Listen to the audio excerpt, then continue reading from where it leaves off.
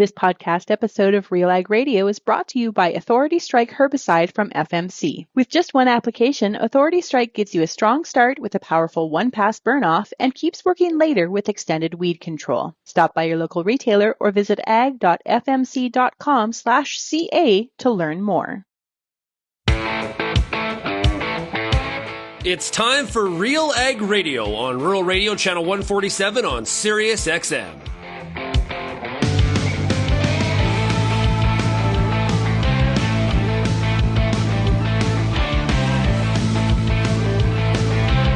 RealAg Radio and RealAgriculture.com is your home for insight and analysis of the issues that are impacting your farm business.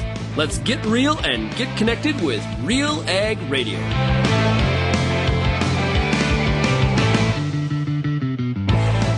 Hello and welcome to RealAg Radio here on Rural Radio Channel 147, Sirius XM. It is Monday, February 17th. Yes, it is Family Day, Louis Riel Day, depending on where you are. It is, of course, a stat holiday for many, not a holiday for all. And frankly, for all of us with livestock, it's just another crummy day trying to get them fed.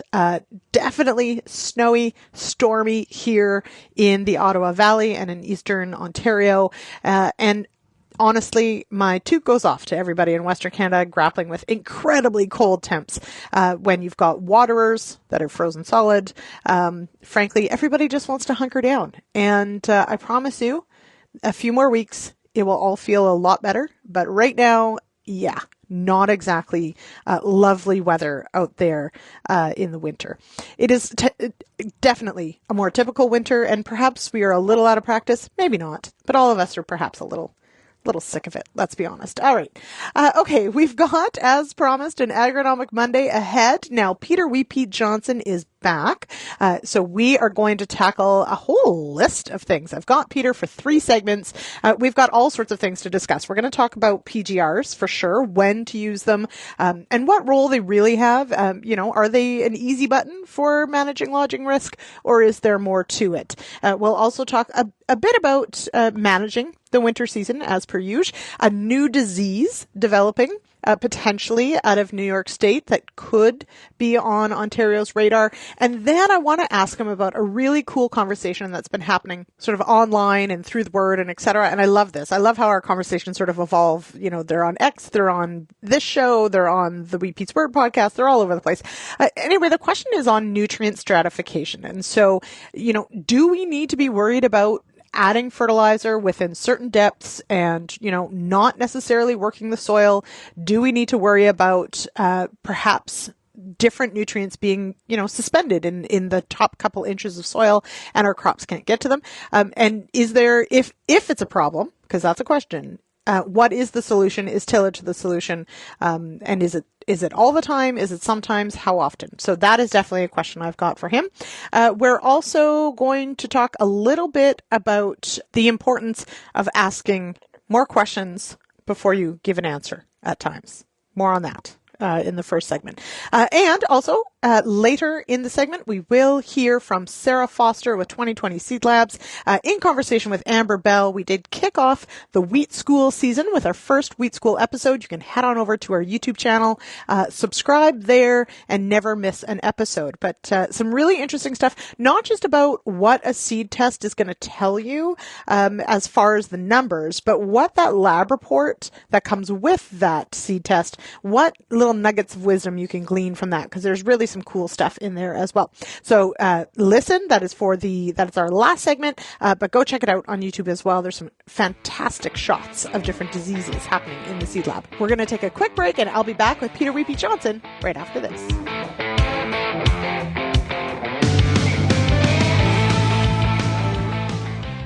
Growing corn? With Envita, you can cut your nitrogen and maintain yield, or maintain nitrogen and increase yield. Envita takes nitrogen from the air and turns it into nitrogen for your corn. It provides a right place, right time source of nitrogen to maximize your yield. Farmers who use Envita see healthier plants, bigger cobs, and less tipback. Envita is guaranteed to add more bushels to every treated acre. Start growing with Envita. Visit azotic.com to learn more. That's AZOTIC.com. time for our product spotlight. Joining me now, it's Chad Yanchiski, sales manager for FP Genetics. What's got you really jazzed up about varieties for this year? One of our big varieties is AAC Synergies, a tried and true variety that people are well aware of. Great for malt, great malt acceptance. Kind of that number one malt acre right now, so a really nice yield package to it. And I think what you're going to see with it, it's going to continue to be that number one malt acre variety on the market for the next, 4 or 5 years. When I look into durum, we've got the first ever I-rated durum that hit the market. So it's an intermediate rating for fusarium. And that one's super exciting because it's the first one that's ever been an I-rated durum in the world. Where can farmers go for more information about these genetics? Agronomic support as well of how to make that choice on which one of these is the best fit for their farm. So our website's probably the best spot, fpgenetics.ca. You can reach out to anybody at FP. We're all pretty well versed on our portfolio and varieties. And so sitting down, booking a meeting with us to really go over what your goals are for your farm will really help us pick that variety that's gonna suit your farm the best.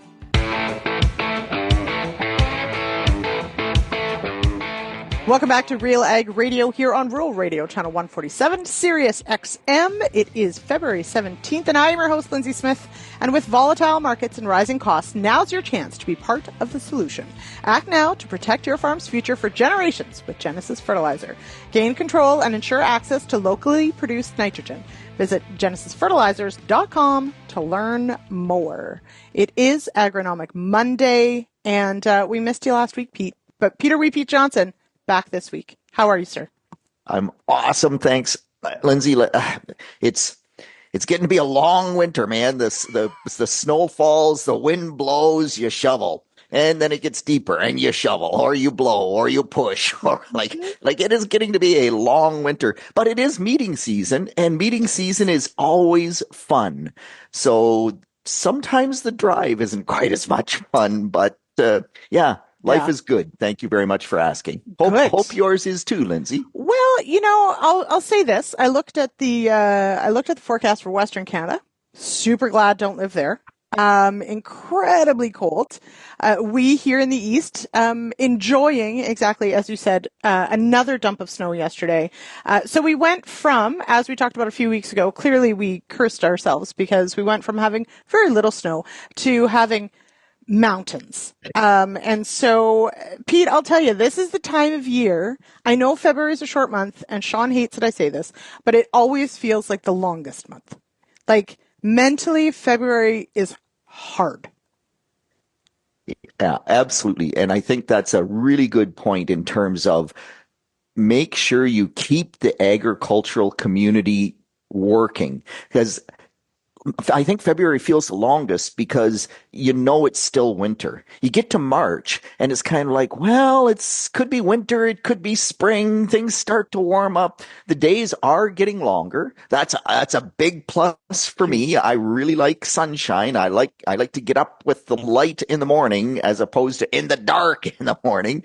But it just, especially I think on a year like this, Lyndsey, when every day the highways are closed, the wind blows, we see very little sunshine. The other day, the sun peaked out for about, I don't know, a minute and a half. And I said to Sheila, sunshine. Go get it. Yeah. I know. Yeah. So it's a long month and really, I think important to, I don't know, support the information meetings, but also there's a lot of, one of the things that, has been talked about a lot lately, Lyndsey, is this whole concept of how old a lot of we in agriculture are getting. I happen to be one of those. Experienced. That's experienced, yes. How experienced some of us are. Yeah, right. Go ahead. Well, I am well experienced, but with weather like this, older folks don't like to get out and drive, and it just would be a really good time if you have a neighbor that is, probably hasn't been out of their home for a day or two. Pick up the phone, use your Wheat Pete's 15, if you will, right? Call it what you will. I don't care. Just pick up the phone and say, hey, how are you doing? Make sure they're okay, that they've gotten groceries or that they don't need their lane blown again. It's one of those things that I think is really, really important in the agricultural community. And Pete, I think I will say, having, just spent some time out on the road, last week was Canada's Ag Day and the Future of Food event in Ottawa. So it's just, as much as, some of us might be relatively independent or homebodies like I am, whatever, there's so much just energy you get from the people you see, or just that a phone call just to say hello and just to commiserate even about the weather. It just leaves you feeling, you're not alone. We'll get through this. Spring will come. And I do. I think it's really important. And I really appreciate that you encourage people on Wheat Beats Word to take that 10, 15 minutes and just reach out to somebody. If they cross your mind, give them a call. If you're my generation, you give them a text. But maybe you should actually call. Text and then phone. Okay, everybody? There you go. So now I did want to touch on that with Wheat Beats 15. Last week, we celebrated the 500th episode of Wheat Beats Word. Fantastic. Did you really think we would get here? Or rather, do you feel like you still have so much to do and you're here? So actually, Lyndsey, it's both. When I started, I hit episode 100 and I kind of said, we're on our way to 1,000. And I had quite a bit of, Nature Nut Nick, my good friend Nick Stockman, saying, do you know how old you're going to be, Pete? And he's right, man. But on the other hand, like every time I do the word, it's just the highlight of my day. And it seems like we still have so much information to extend to younger growers. I've had younger growers come up to me at meetings and say, wow, really appreciate what you're doing. I'm learning so much. And then we have older growers who will reach out and say, yeah, I didn't think you were right on that, but we tried it. And I, even if I was wrong, it's okay because we continue to get people to try new things and to use their critical thinking skills. Does that make sense? It's just so much fun. And I don't know, will I make 1,000? I have no idea. But I am pretty sure, Lyndsey, that I will make it to episode 501. There we go. And that is this week. And we'll just take them one at a time. And as long as I'm having fun and as long as people, reach out to me with questions and also say, hey, we appreciate what you're doing. I'm always just humbled by the number of people who do say, we really appreciate what you're doing. So thanks to RealAg for giving me the platform to do it, Lyndsey, because it's a ton of fun. And thanks to all the listeners. We'll just, as long as we're having fun, we're going to keep doing it. And I'm glad to hear it because I'm not done yet in all the learning. So and people probably know this, but usually almost every Wednesday, I write up the post that goes with Wheat Beats Word that goes on RealAgriculture.com. So every Wednesday it will get published and it does not feel like we've been doing this for almost 10 years, Pete. And I will tell you that I still, every time I listen, either learn something or are reminded of something or have a question that comes out of it, which I always love. That's something I love about the agronomists as well. We answer some and then that just leads to more questions, which I love. And so I know that when we started this journey with Wheat Beats Word, you told me, really, if you just listen to a year of the word, you'd be set. And it was jokingly because I've listened to 10 years, still not set. I still have questions. Well, so, but there you go. It is interesting from that perspective. New things come up. Absolutely.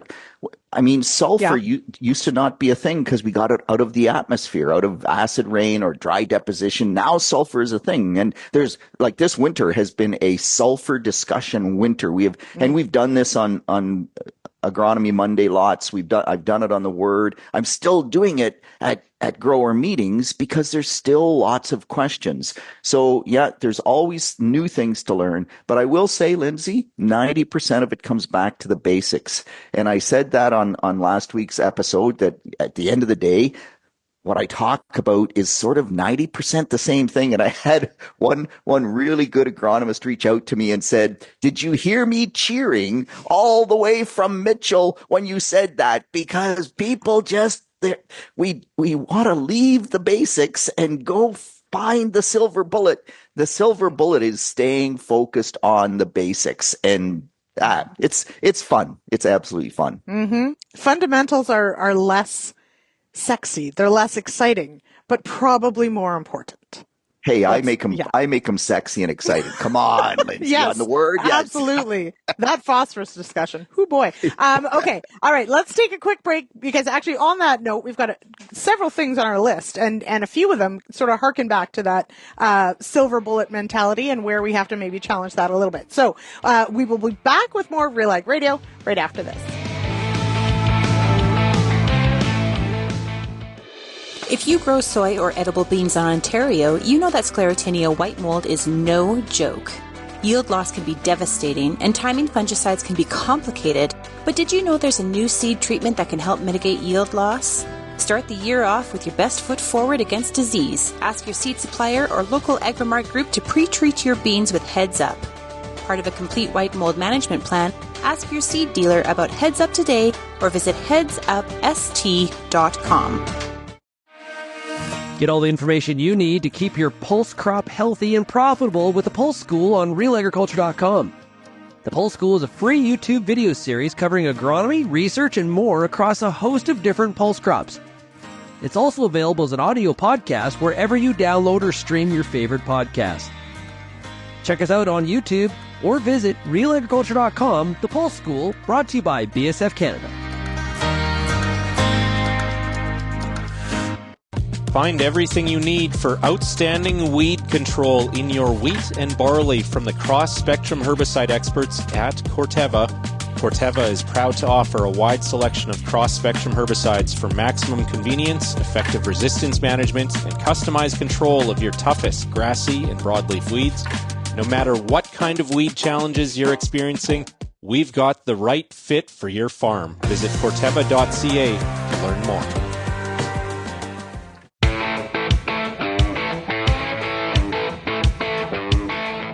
Welcome back to Real Ag Radio here on Rural Radio, Channel 147, Sirius XM. This segment is brought to you by FP Genetics.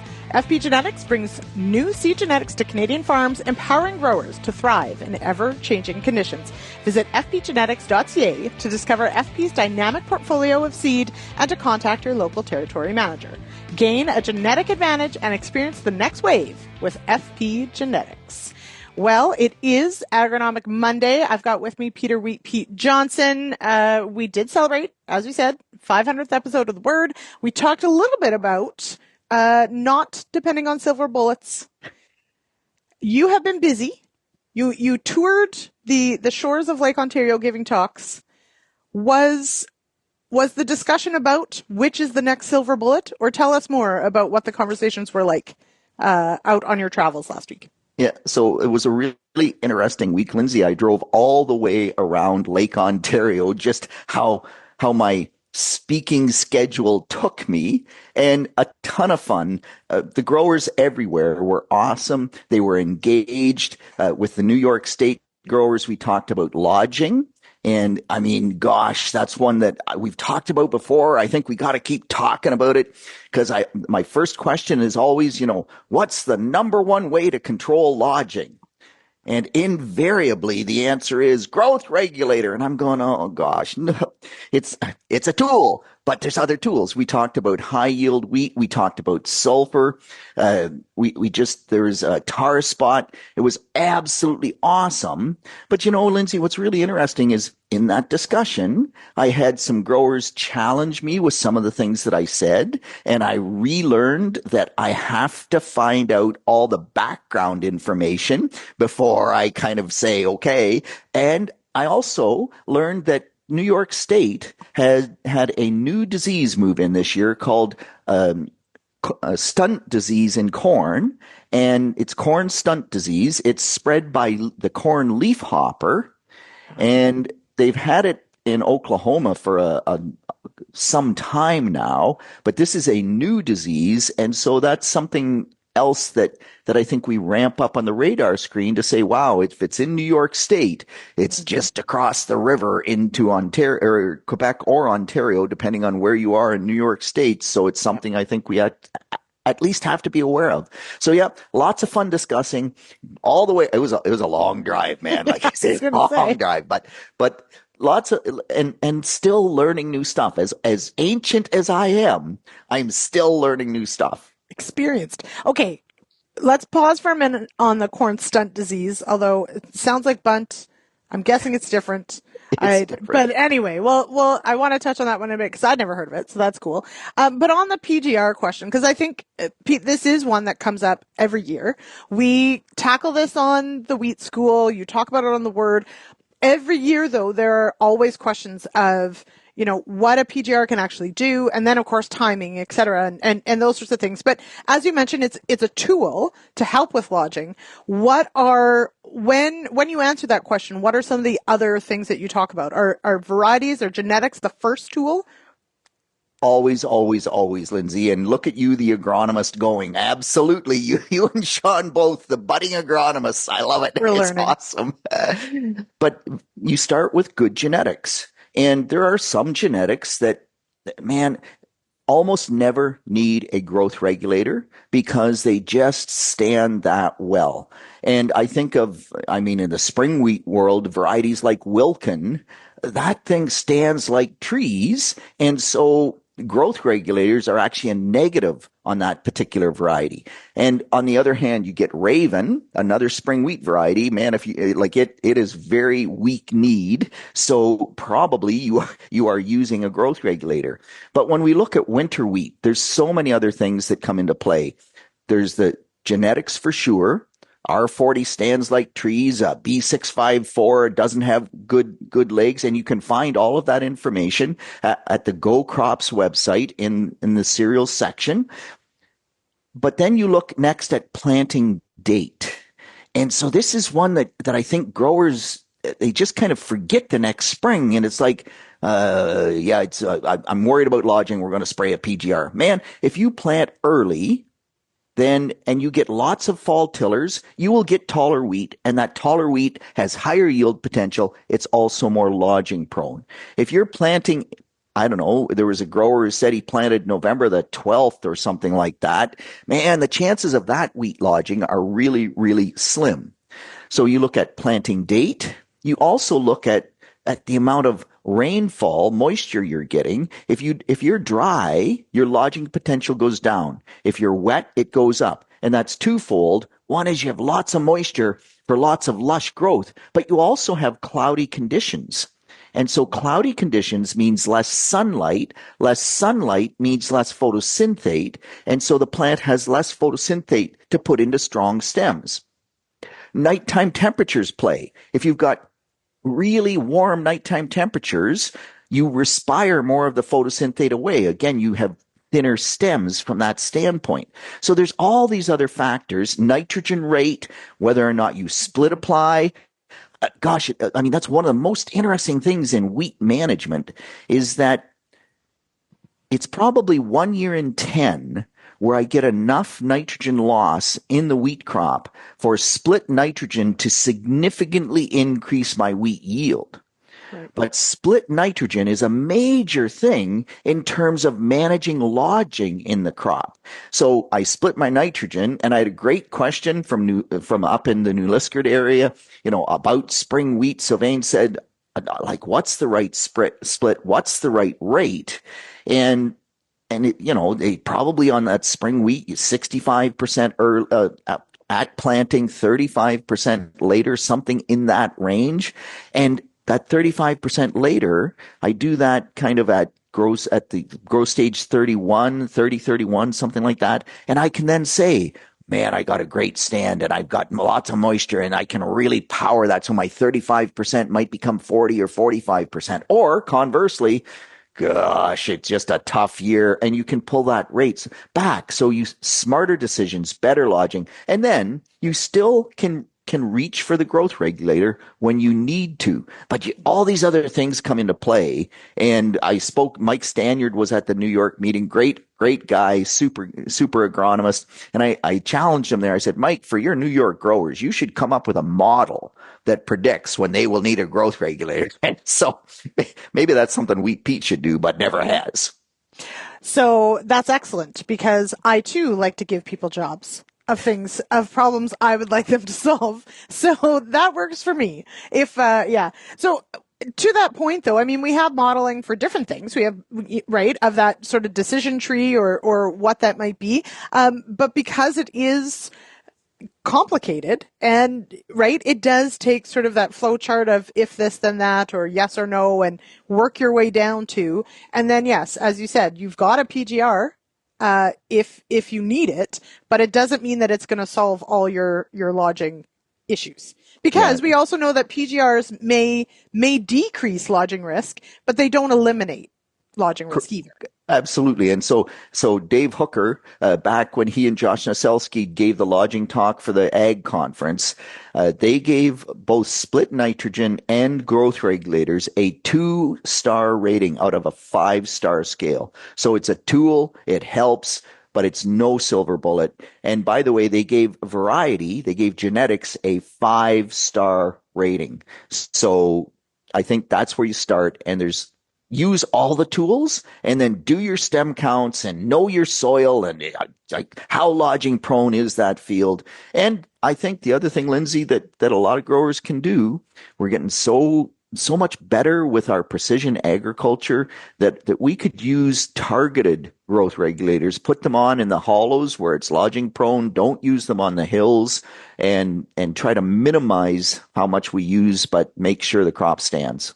Mm-hmm. Okay. Before we go to our break, tell me about corn stunt disease. So corn stunt disease has been in Oklahoma a long time, and it's actually spread by the corn leafhopper, which is really interesting. There's 3 different causal agents, 2 bacteria and 1 virus that the leafhopper vectors. And typically we haven't seen it here. And I think, Lyndsey, that we may have seen it in New York State in 2024 because we had no winter. The winter of 2024 was no winter. I think that corn leafhopper probably survived further north. Then, just like stripe rust, we had stripe rust in wheat in 2024 much earlier. It actually arrived in Ontario probably in late April or in early May, and normally we don't get it till middle of June. So paying attention to the climate and the weather further south, so you know where those diseases have to come from, because they come up on the trade winds, really does have an impact. So we don't know that we had corn stunt disease in Ontario or in Quebec. We didn't see any, but it just does exactly what it says. You get a stunted plant with very short internodes, multiple cobs, none of which develop.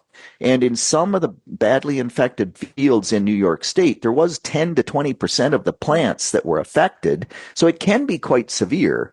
But my sense is that this winter may well mean that the leafhopper doesn't overwinter very far north, and so we may not see it in 2025. But absolutely something as we get into warmer winters, which this is not, that we'll have to start paying attention to. Mm-hmm. No, this winter feels very much more like an average winter, a very Canadian. It's what makes us hardy and Canadian, is this kind of winter. But also interesting to note, like with some other things that are vectors or carried by insects, a virus or bacteria, I know that sometimes we don't think about the fact that our plants will get bacterial or virus infections. I know we focus a lot on the fungus because we have fungicides. But there are other things like viruses and bacteria that can impact our plants, which is kind of cool. 100% and no real control for them, right? Mm-hmm. There's no bactericide or viruside that I can spray.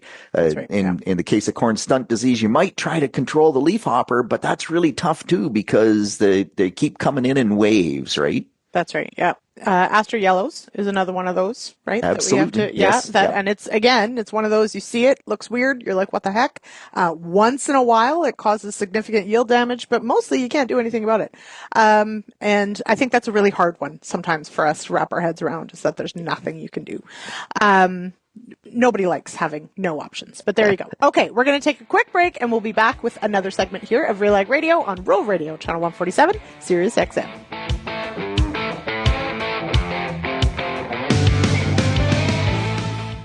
Co-op knows your community because we live here too. Our teams are your trusted partners with a range of expertise to help support your entire farm operation. And we're giving back. In the past 5 years, Co-op has invested over $1.1 billion in the prairies through building, upgrading, and expanding local facilities. And we've returned over $1.17 billion to Co-op members in the prairies. Co-op, we're all building something for the future. Here for your farm, here for your family. Learn more at coop.crs/farm. The Canola School on RealAgriculture.com is your one-stop shop for everything a canola grower needs. Check out our free video series on YouTube for all the latest in canola agronomy, research, marketing, and more. Don't have time to watch? Download the podcast version of the Canola School on RealAgriculture.com or anywhere you download your podcasts. Stay on top of all things canola with the Canola School on RealAgriculture.com, brought to you by BASF and Invigor Hybrid Canola.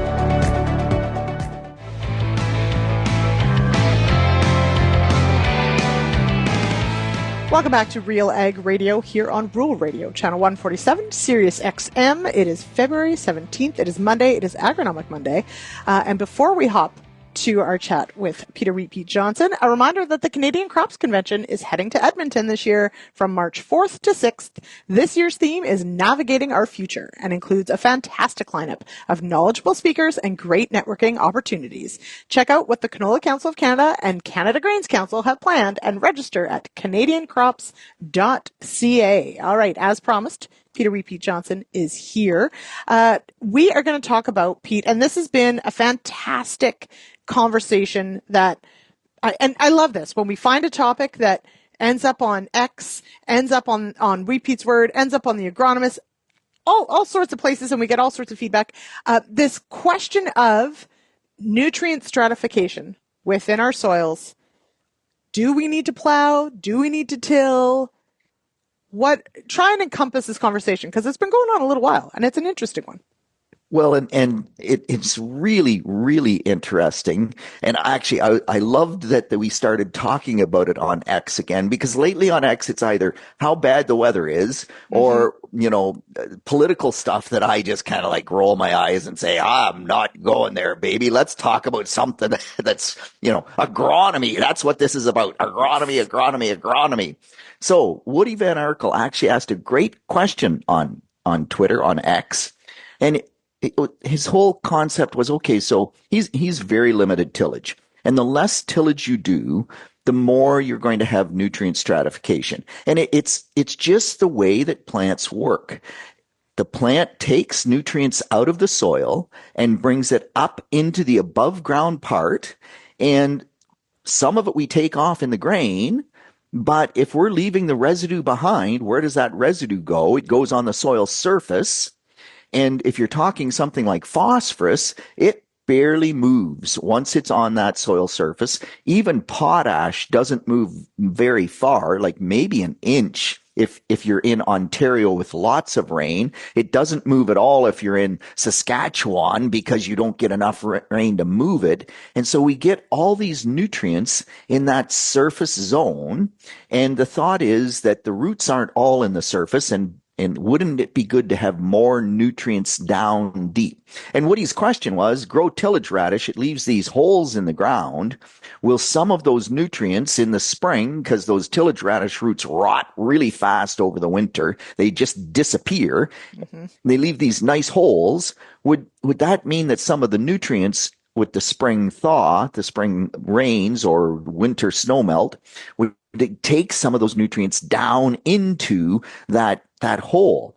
And the answer is probably not, because those nutrients, like the holes there's not a lot of water that goes down into those holes, and they rapidly close up once that root disappears. The freeze thaw cycles, like they aren't there for very long most of the time. But then we got into a great discussion about, like, does it even matter from that perspective? And I think that if you are not having nutrient deficiency issues, that probably nutrient stratification is not hurting you as much as you think. Now, I thought Brian Arnell from Oklahoma State University had by far the best discussion about this, because, and I didn't know this. Did you know, Lyndsey? Like, how much rain does Oklahoma get? Well, that I don't know. I know it's where the wind comes blowing down the plains. That's about all I know about Oklahoma. Right. So there you And we go. all think about, well, Oklahoma's It's dry. just south of Kansas, right? And Yeah. we always think of Kansas. Oklahoma ranges from a total of 6 inches of precipitation per year to 60. And it's like, wow, I had no I idea would they not have had guessed that because- range. Exactly. And on Ontario, we pretty much always say 35 inches, give or take. I mean, Yeah. some might be 37, but that's almost double what we get. Anyway, his concept was they plow once every 15 years. And as soon as they plow that, they flatten it out, they plant a cereal crop because the wind does blow in Oklahoma and they need to stabilize that soil. But they will get the top 2 inches built up not only in nutrients, but also in carbon, in higher organic matter, because that's where all the residue is going. Now remember, the roots are 5 times the organic matter of the above ground portion, but we still over time build that up in terms of organic matter. So they try to plow it just about 6 inches. They take that high organic matter layer and they move it down into the soil. So now instead of having low organic matter 6 inches down, we've got this zone of higher organic matter, higher nutrient concentration. So when it gets dry in the drier areas, the roots can pull those nutrients and start the process over again. Plus, you reach a stable state with organic matter levels at the surface. Well, if you actually plow that down and start the process again, maybe over time we can build higher organic matter levels in that entire 6-inch surface. It's a really interesting concept. They're just starting the thing, so they can't really say, yes, this works. But in this nutrient stratification thought process, I mean, gosh, there was a Twitter comment by Rick saying that if you have enough earthworms, that the earthworms will take those nutrients down. Man, I have enough earthworms on my farm, Lyndsey, that earthworm harvesters, right? The worm pickers have come in and picked worms off my farm. So that tells you I have a lot of earthworms. Man, I still have nutrient stratification like crazy. Do they help? Maybe a little, but they don't solve the problem. But on the other hand, we're Ontario. We almost always get enough moisture. And so as long as we are trying to do a good job with starter fertilizers, getting on my corn plant, that 2x2 band. So now I have a band of fertilizer 3.5 inches or 4 inches down in the soil to help that plant in the early going. Nutrient stratification almost never hurts us from a yield perspective. And we know that for sure on soybeans because we broadcast fertilizer in the spring. That's right. Well, that's the ultimate in stratification. And yet the soybean plant on low soil tests can still utilize those nutrients and increase yield. So it's an incredibly interesting discussion. I think there's lots of ideas that growers can take from that and say, I'm going to try this. I'm going to try with my strip tiller to do that. But at the end of the day, I don't want growers to overplay it because unless you're in a super dry climate, I'm not sure it makes a big difference. Mm-hmm. And to that point, if you're not seeing major nutrient deficiency symptoms of any one nutrient, realistically, I mean, that is your indication of whether or not you've got a problem. So yeah, let's not create problems where they don't exist. But good point about the dryness, because I do think we have this conversation, perhaps in exactly that parts of Saskatchewan, et cetera, that may be a different issue. And we certainly have talked about even pH issues, right, in some of the drier climates where we get potentially a band of lower pH because that's where the fertilizer always ends up. So different issues to tackle there. Now, how then, though, in this question, related to this, I guess, is rooting depth? Because we talk about, at times, usually in the Western context, we talk about rooting depth as a moisture access question, but is it a nutrient access question too? Absolutely, because you can't take nutrients up out of dry soil. So rooting depth and where the moisture is makes a huge difference. What's really interesting is out of the Maritimes Yen program, the researchers have actually gone out and done root digs to see how deep the roots are going. And we would typically say, a wheat crop, the the roots will go 3 feet deep. A corn crop, they go 4 feet deep, or even 5 feet deep with a sunflower crop. Man, in Prince Edward Island, the roots were only going on average 40 centimeters, which is 16 inches deep. That was the maximum rooting depth. And you would say, gosh, that's going to impact yield. It didn't. Where they went deeper, they didn't see higher yields. The plants were managing to get enough nutrients out of that top 16 inches to give them, in some cases, 130, 140 bushel per acre yields, right? So just excellent yields out of shallow rooted plants. Now, I think in Saskatchewan, on a dry year, where you have good moisture reserves, you've gotten some winter moisture, you have moisture at depth. If your plants don't get deep roots, they are not going to find that moisture. And there has to be enough nutrients there for the plant to access. But remember that with most plants, the vast majority of the nutrients are taken up in the early growth stages. And so that's a good thing because mostly there's moisture closer to the surface in those early growth stages. They can access those nutrients that are in the upper profile. But yeah, we need nutrients in the deeper profile. The question is how much and what can we do about it? Because if I'm pulling moisture from 5 feet deep, Lyndsey, she's fiercely hard to build nutrients at the 5 foot depth level. Mm-hmm. Yeah, I can't imagine how you're getting them down there. Earthworms not helping. Okay. So fascinating discussion and thank you for summarizing it because it's sort of happening in a couple different places. But a really neat one and certainly one that sort of builds off even the conversation we had a few weeks ago about exactly that, about do you bring out your strategic tillage, turn that soil over every once in a while. So we'll wait and see as to the results of that. It certainly is an interesting thought process to sort of work our way through. One question that I will add on this as we wrap up here today. So I've got rye. I put in some fall rye. Right now, I may not see it till April or May, based on how many feet of snow we have. But I know it will need nitrogen sooner than perhaps the wheat crop does, etc. How early is early nitrogen on a rye crop? So never on snow. Mm-hmm.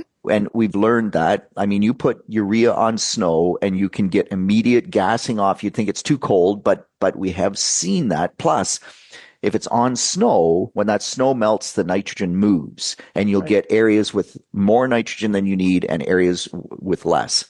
But on a rye crop for forage, for, those woolly things that you tend to love chasing around, Lyndsey, as soon as the snow is gone, get it out there. And don't forget the sulfur. That is the other message I've been talking about all winter, is that it really, the most recent data is driving us that sulfur needs to be early whenever we put it on almost any crop. So get the sulfur there with the nitrogen first thing. And if it's on, if it's on the frost and the rye crop has barely greened up, I think that's fine because it greens up very quickly and it's going to have a high demand immediately. And you need some forage for those woolly sheep out there. So we really do. Yes, we did well, I will say, as far as our winter stores of feed. We did great. But this is part of the plan we're always planning for next winter, Pete. So there you 100%. go. Yeah, we always are. So there you go. And it will be interesting. So this is the field here at home that it was applied with a drone. So that's the other interesting part, is to see how we do. I did walk it this fall. I'll be honest. We had to stay away from the edges, because of trees. So that was fine. But there's an area in the middle that I don't know if it was a miss or what, but there's an area in the middle I'm not so hopeful about. So hoping to get a drone up early and see if we can see some of that and see how it progresses. So I'm sure everyone will love to hear my update of my 100%. I will. Yeah. Yeah. I mean, the drone application thing is interesting, right? So it's really neat to see how it works, how it doesn't work, Anyway, so we will evaluate and see how it works. But it was pretty cool and it looked pretty good going into winter. So we will see how we do. All right. Peter Johnson, thank you so much for joining me here on the show today. There is no agronomist tonight, everybody. It is Family Day. So just a reminder, but we'll be back next week. And Pete, can you join us next week? Because we're talking ultra early seeding, which seems right up your alley. Absolutely. I am looking forward to it. Tyler McBlain is on next week. I talk to Tyler fairly frequently, and they grow oats in an area they shouldn't grow oats in because they frost seed them. Going to be a little tough to get this ultra early seeding thing going, perhaps. But you never know, Lyndsey. The weather can change very rapidly. And Brian Barris, he's kind of the what's the right word? The staunch early seeding researcher out in the Alberta area. And I know it's cold in Alberta, but once she warms up, just get that job done. So it'll be a fun session. Absolutely. All right. That is February 24th, 8 p.m. Eastern. RealAgriculture.com/agronomist. Join us. All right, Pete, thank you so much. We'll talk again. Yeah, thanks, Lyndsey. Have yourself a great week. All right, and we'll be back with more RealAg Radio right after this.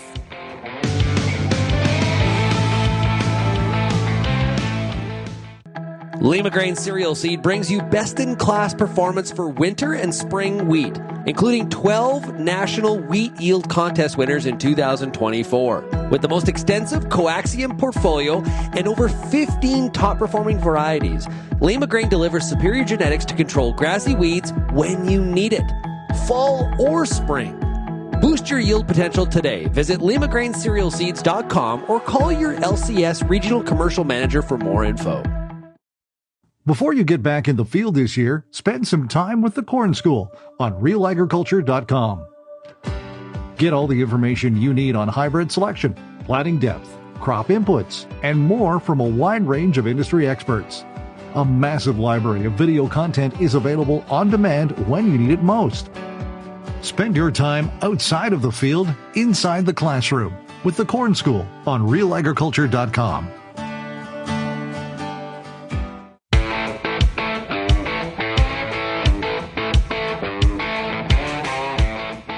Back to RealAg Radio here on Rural Radio, channel 147, Sirius XM.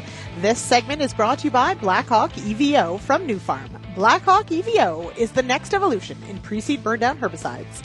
Powered by Duplisan, Blackhawk EVO delivers fast, flexible, and complete control of early germinating and winter annual broadleaf weeds. As promised, we head now to a wheat school. Yes, kicking off the wheat school season with Sarah Foster from 2020 Seed Labs and Amber Bell to talk about not just what happens during a seed test, but that very important lab report that accompanies the seed test findings and what information you might be able to glean from that test. I'm Amber Bell, and this is Real Agriculture. I am here today with Sarah Foster, who's a senior seed analyst with 2020 Seed Labs, and we're going to be doing an episode of Wheat School talking about what seed quality is looking like going into 2025, coming out of the 2024 season, and we're going to be talking about pathogens in seeds and just kind of germination, the whole bit when it comes to seeds. So welcome, Sarah. It's great to see you again. You too, Amber. Thank you. I'm absolutely delighted to be a part of RealAg's Wheat School. We're standing in the germination lab this morning. This is a typical Monday morning. So last year, in 2024, so the 2024 season, quality was good. I mean, there's obviously areas that it's not quite so good, where we saw drought towards the end of the growing season, and so seed weights have come in a little lower, but it's not impacting germination at all. Areas that were wet towards the latter part of the growing season, we've seen some fusarium infection, and that's of course always something that we see with wheat and durum, and again it's region specific depending on environmental conditions and inoculum, that's either in the soil or in other parts of crops adjacent to what you're growing. So with wheat, germination is very, very important. A grower has to have his wheat tested before he can sell it, and also it's part of the grading system. So as a registered seed establishment, they would do the purity part, and we're registered or accredited laboratory. We do the germination that goes with that piece, and they can then with that they can grade their seed. Would you recommend that a grower look at those germination numbers in order to help determine what they're what their seeding rate's going to be? Yes.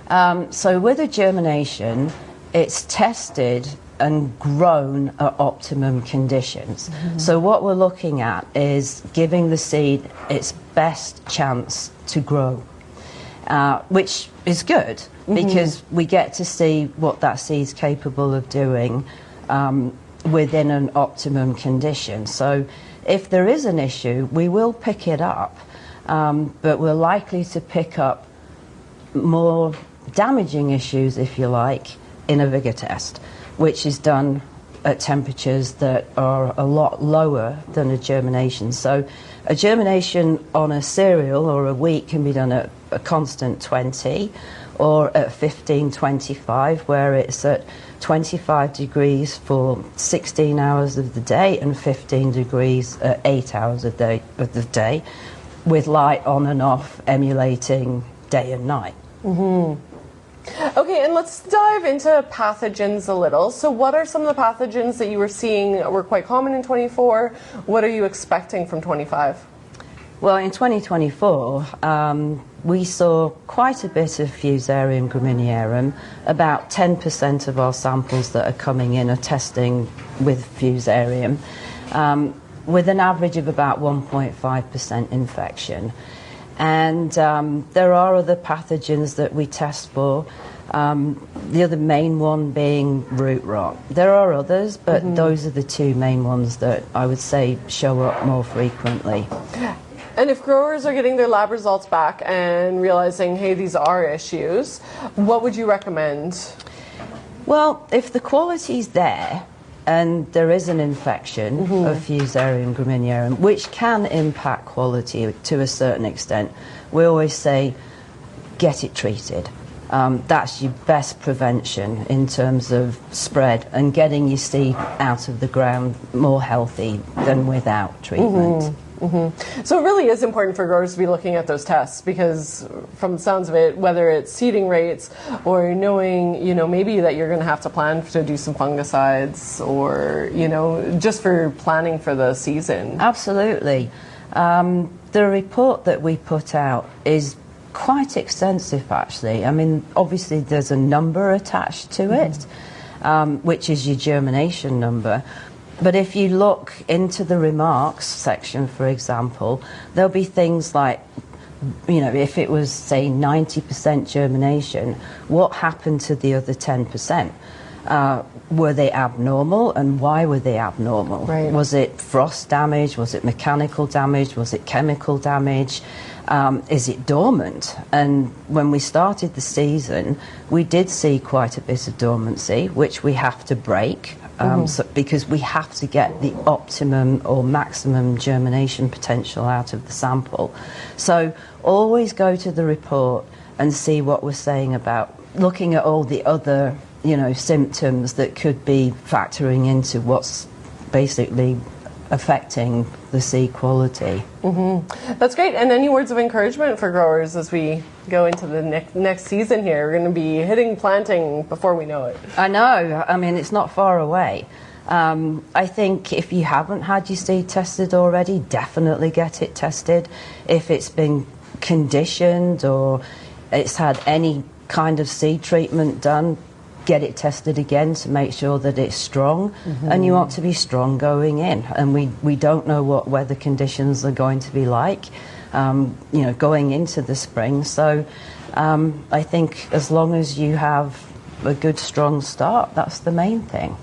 Well, we are going to leave it there for another edition of RealAg Radio here on Rural Radio, Channel 147, Sirius XM. I have been your host, Lyndsey Smith. Yes, I am now the host of Agronomic Mondays, at least for the next few weeks.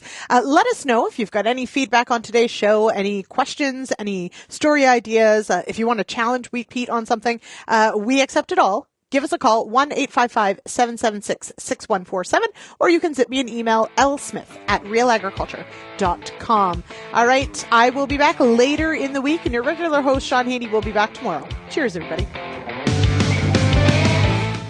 Thank you for downloading this RealAg Radio podcast episode, brought to you by Authority Strike herbicide from FMC. Tackle tough weeds like kochia, cleavers, Russian thistle, and pigweed with the dual power of 2 Group 14 modes of action. Visit your local retailer today or visit ag.fmc.com/ca to find out more.